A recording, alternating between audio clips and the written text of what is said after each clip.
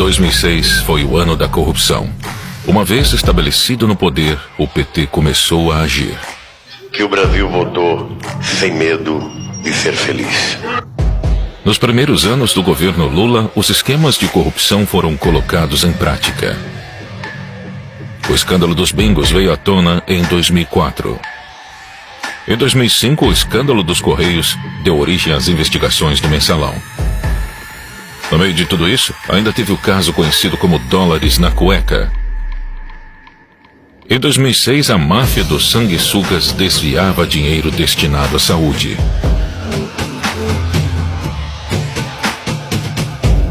E durante o período eleitoral, o escândalo do dossiê que poderia colocar em risco a reeleição de Lula também estourou. O material que acabou apreendido seria negociado com o Partido dos Trabalhadores. As campanhas eleitorais foram deixadas de lado. Nada poderia vazar. A prioridade era atravessar o período eleitoral intacto e não deixar nenhuma ponta solta.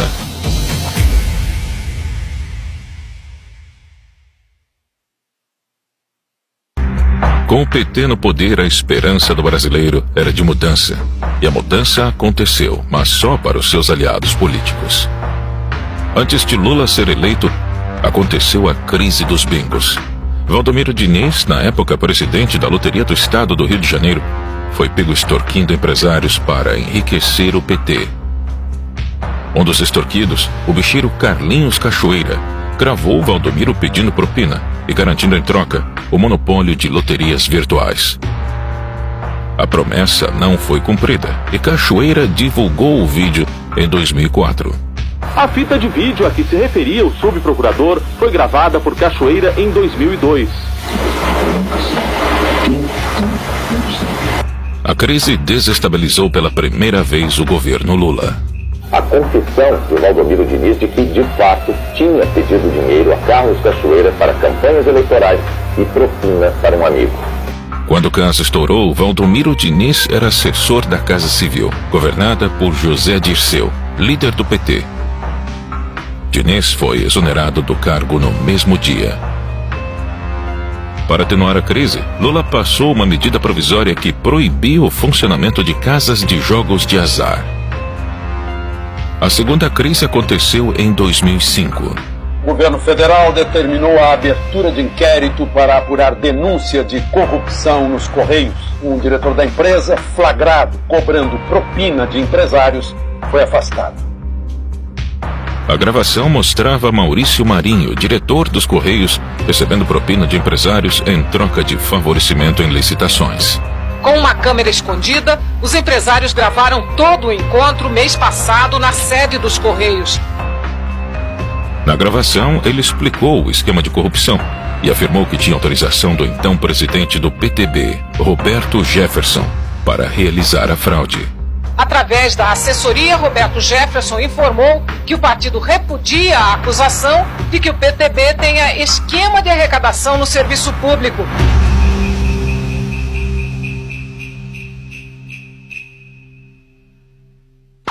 Quando investigado pela CPI dos Correios, Roberto Jefferson abriu a boca. Cabe agora a Roberto Jefferson esclarecer o que diz, o que sabe e o que quer. Maior esquema de corrupção que eu vi nos últimos anos. Que a estatal desviava 3 milhões de reais por mês para o PT. O mensalão foi exposto. Jefferson afirmou que as estatais foram a fonte de dinheiro do mensalão. Licitações, cargos e indicações impulsionaram o esquema de corrupção. Quais são as joias da coroa, digamos assim, da administração federal? Petrobras, Furnas, Eletrobras, os fundos de pensão. Roberto Jefferson apareceu para depor. Chegou mostrando um hematoma no rosto, consequência de um acidente doméstico. Desconfie de quem não ouviu falar no mensalão. Ou se omite por medo de enfrentar o que eu estou enfrentando aqui, ou recebe. Roberto Jefferson lançou acusações graves contra o governo. Afirmou que o PT pagava mesada para deputados de partidos aliados votarem a favor de projetos do governo. Ele fez de tudo para as investigações não chegarem ao nome de Lula. Ô Zé Dirceu, se você não sair daí rápido, você vai fazer réu um homem inocente que é o presidente Lula. Rápido, sai daí rápido, Zé. Pra você não fazer mal a um homem bom, correto, que eu tenho orgulho de ter apertado a mão. José Dirceu foi a testa de ferro do caso. Coloca o então ministro-chefe da Casa Civil em posição central, posição de organização e liderança da prática criminosa. Ele era a principal liderança do governo petista e aceitou ser responsabilizado por toda a articulação do esquema para salvar o presidente. O esquema envolvia também o tesoureiro do PT, Delúbio Soares, e o publicitário do governo, Marcos Valério. E assim surgiu a figura de Marcos Valério, e que seria o responsável pelo dinheiro do mensalão. O encontro de José Dirceu com o presidente do BMG, acompanhado de Valério e Delúbio Soares, ocorreu no dia 20 de fevereiro de 2003. Lula brincou de ator e fingiu surpresa com o caso. Estou convencido que esse negócio de mensalão me cheira um pouco a folclore dentro do Congresso Nacional. Pode ter outro tipo de coisa que os deputados podem saber, mas eu não acredito que tenha mensalão. José Dirceu, da Casa Civil, foi o primeiro a deixar o ministério. Não me considero fora do governo, me considero parte integrante do governo. José Dirceu saiu da Casa Civil e Lula colocou uma antiga revolucionária do Partido dos Trabalhadores no cargo, Dilma Rousseff. É um compromisso comigo mesmo, de agradecer a todos aqueles que rezaram por mim, que fizeram orações por mim. Em meio ao mensalão, Adalberto Vieira, assessor do deputado José Guimarães do PT, foi detido pela Polícia Federal no aeroporto de Congonhas. Ele tinha R$200 mil em uma maleta e mais $100 mil na cueca. Os valores não declarados seriam usados para os pagamentos do mensalão. Um dirigente do PT foi preso em São Paulo ao tentar embarcar num voo para Fortaleza com R$200 mil e $100 mil. José Adalberto disse que a quantia era dele, mas não quis dar explicações sobre a origem. Brasília estava pegando fogo e a situação iria piorar.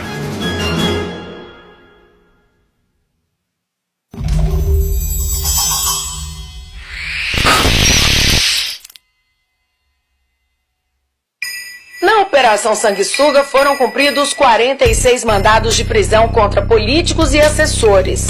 A acusação era desvio de verbas do orçamento da União por meio da compra superfaturada de ambulâncias por prefeituras. Em maio de 2006, a Polícia Federal iniciou a Operação Sanguessuga.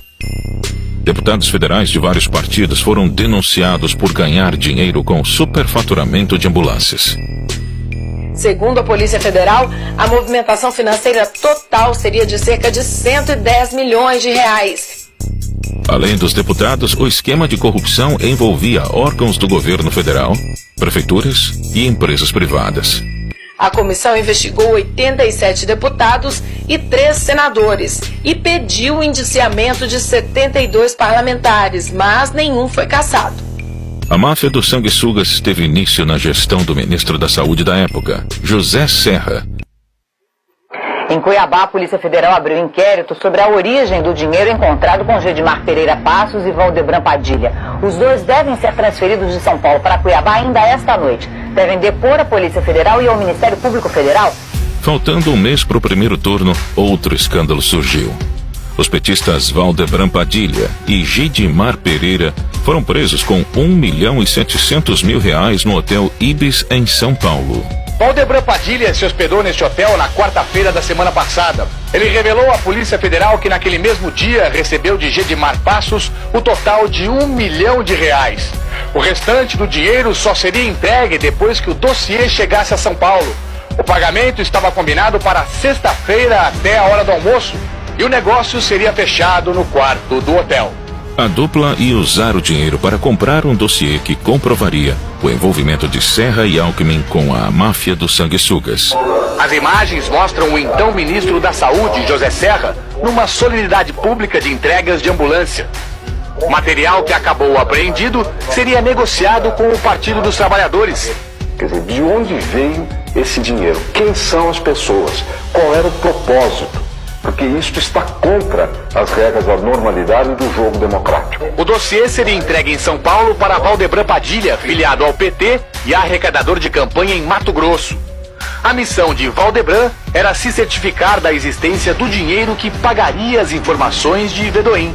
Em declaração à Polícia Federal, Gedimar afirmou que tinha sido contratado pelo assessor pessoal de Lula, Freud Godoy. Na Secretaria Particular da Presidência da República, em Brasília, trabalham Freud e Godoy, que, como disse Gedimar no depoimento, tem uma empresa de segurança. Freud é filiado ao PT desde 89. Trabalhou em todas as campanhas do presidente Lula e hoje é assessor especial da Presidência da República, lotado na Secretaria Particular da Presidência. Ele tem uma sala no Palácio do Planalto, no mesmo andar do gabinete de Lula.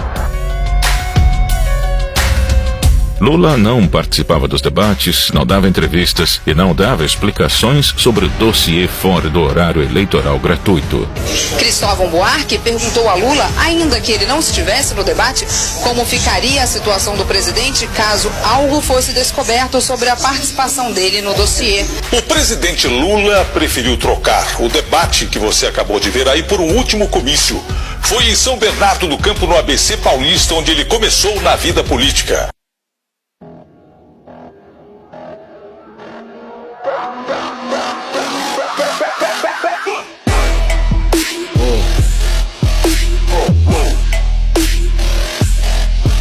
Estamos aumentando o IOF, que hoje é de 0,38%.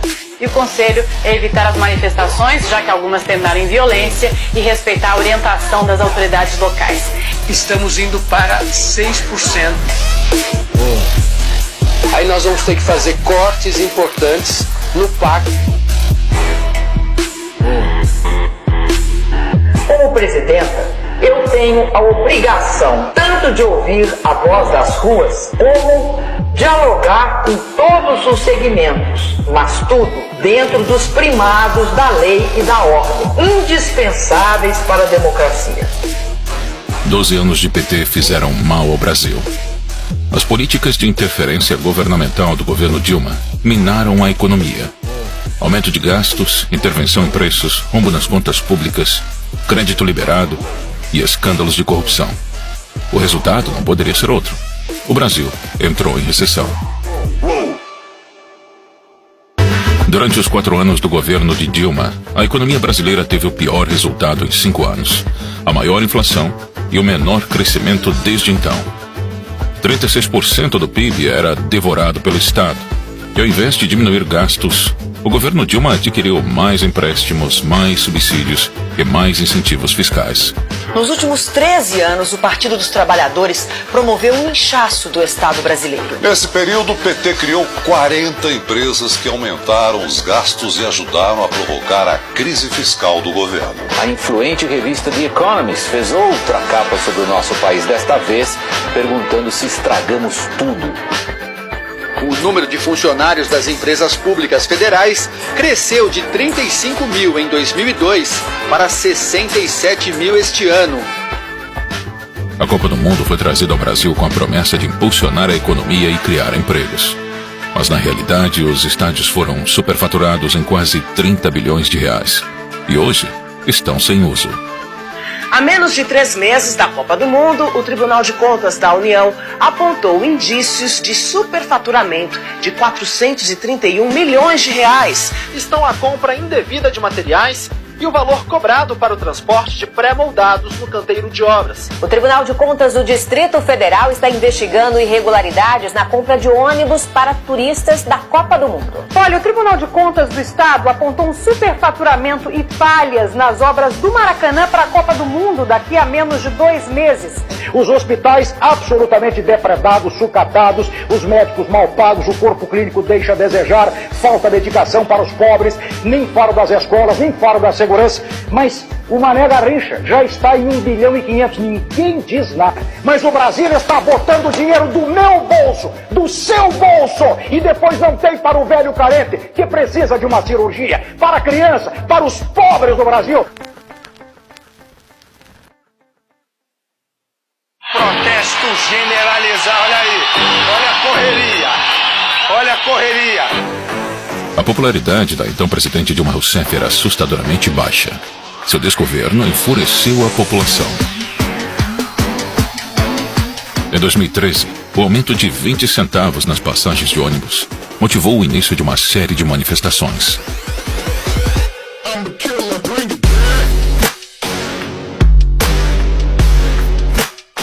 O que começou com a briga pelos 20 centavos se transformou em 1,5 milhão de brasileiros nas ruas. Você vai vendo as esquinas das avenidas Presidente Vargas e Avenida Rio Branco. Está tudo paralisado no centro do Rio de Janeiro. A revolta não tinha um objetivo claro e diversos grupos aproveitaram o momento para legitimar suas ideias. Olha, desde o começo das manifestações, nenhuma das organizações aqui que estavam organizando tirou qualquer deliberação de restrição de partidos políticos, de bandeiras e coisas desse tipo. E o partido tem que mais sair dos gabinetes e ir pra rua, ir pros movimentos. A consequência foi um caos nacional. O governo precisava tomar controle da situação. PSOL, PSTU e sindicatos financiados pelo PT bancaram black blocs para esvaziar os protestos. Os vândalos saqueavam, causavam incêndios e depredavam estabelecimentos. A ajuda financeira dessas organizações sindicais foi relatada por investigados e testemunhas na Operação Firewall, da Delegacia de Repressão aos Crimes de Informática.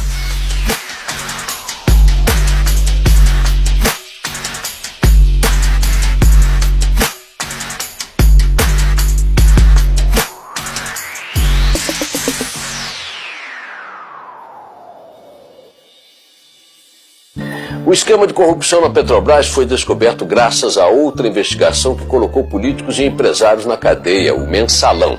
Documentos da Justiça Federal revelam que foi a apuração do esquema de compra de votos de parlamentares que levou à Operação Lava Jato.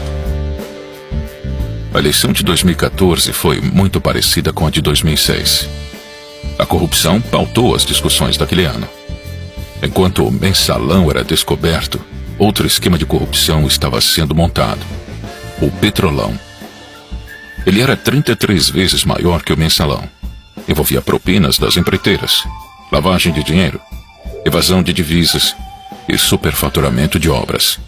Tudo isso para abastecer os caixas do PT, PP e PMDB, funcionários das estatais e políticos. As diretorias eram nomeadas por partidos políticos e seus diretores aprovavam contratos com empreiteiras. Não demorou muito para que as grandes construtoras do país, que têm negócios com a Petrobras, acabassem no centro das investigações. Segundo o ex-diretor de abastecimento da Petrobras, o esquema funcionava da seguinte maneira: de um lado, as empresas se organizavam em clubes para aumentar os valores de seus serviços para obras.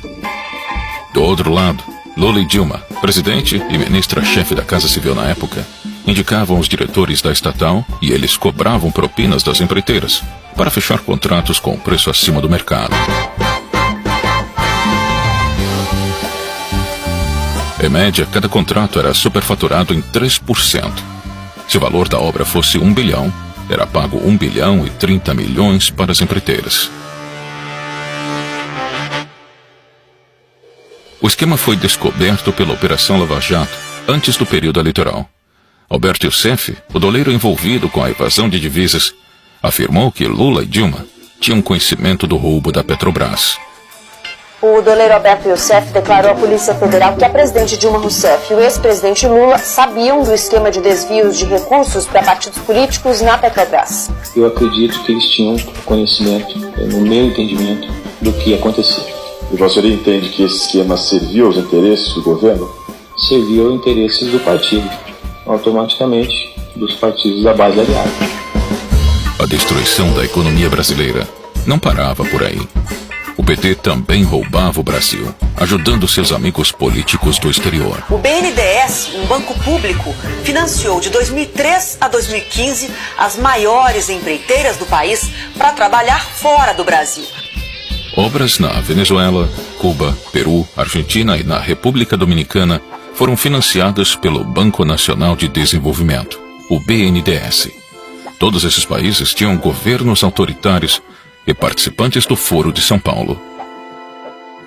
enquanto o Porto de Santos, responsável por mais de 50% do PIB nacional, precisava urgentemente de reparos e modernizações. O governo brasileiro preferiu ajudar a reforma do Porto de Cuba.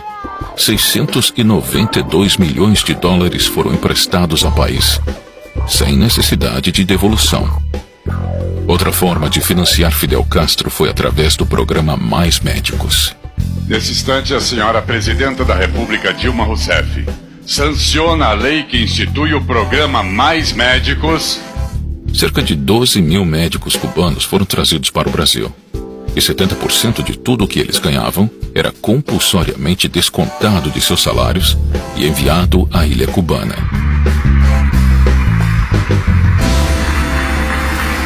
E assim começaria a disputa presidencial de 2014.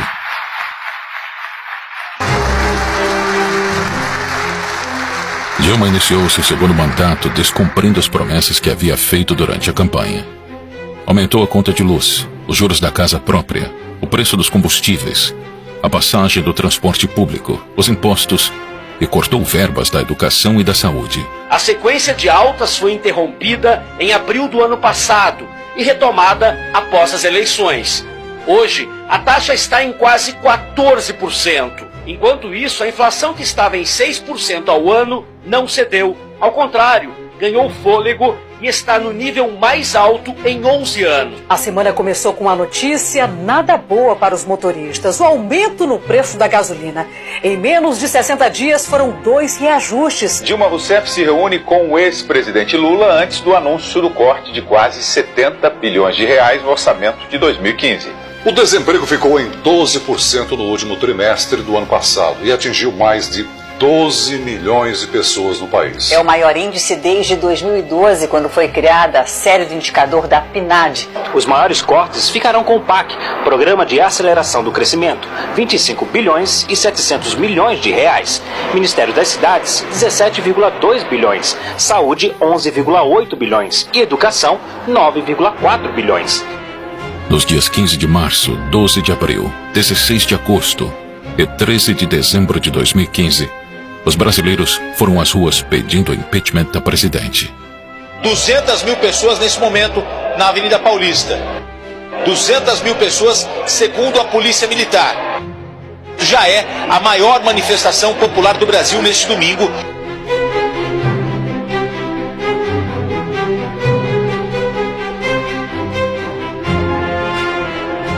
No mesmo ano, o TCU deu prazo para a presidente explicar uma série de irregularidades nas contas públicas de 2014, as chamadas pedaladas fiscais.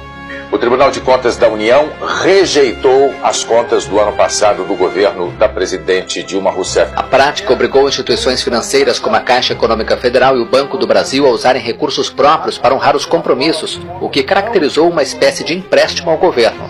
Recomendamos a sua rejeição pelo Congresso Nacional. Ficou comprovado que o governo Dilma realizou manobras contábeis fraudadas para maquiar o orçamento federal. No dia 31 de agosto de 2016, o processo de impeachment se encerrou com o afastamento de Dilma do cargo. Falta, portanto, um voto apenas para que o processo de impeachment prossiga para o Senado. Por isso eu digo ao Brasil, sim para o futuro! Já está. Neste momento, às 11 horas e 7 minutos em Brasília, nesta noite de domingo, 17 de abril de 2016, a Câmara dos Deputados acaba de autorizar o prosseguimento do processo de impeachment da presidente Dilma Rousseff. E nesta quinta-feira, 12 de maio, às 6 horas e 33 minutos, o Senado aprovou, por 55 votos a favor e 22 contra, o afastamento da presidente Dilma Rousseff. Senado caça o mandato de Dilma Rousseff, mas preserva direitos políticos. 2 anos depois, Aécio Neves também virou réu na Operação Lava Jato. As empreiteiras investigadas admitiram a doação de quase 100 milhões de reais para ele e para Dilma. Por unanimidade, os ministros da primeira turma do Supremo Tribunal Federal tornaram réu o senador Aécio Neves, do PSDB, Ele agora será investigado numa ação penal por corrupção passiva e tentativa de atrapalhar as investigações da Lava Jato. A eleição de 2014 foi só mais um teatro. Os dois candidatos respondiam aos mesmos interesses. Independente de quem vencesse, o destino do Brasil seria o mesmo: Estado inflado, políticas populistas e demagógicas, corrupção e um país sendo governado para poucos.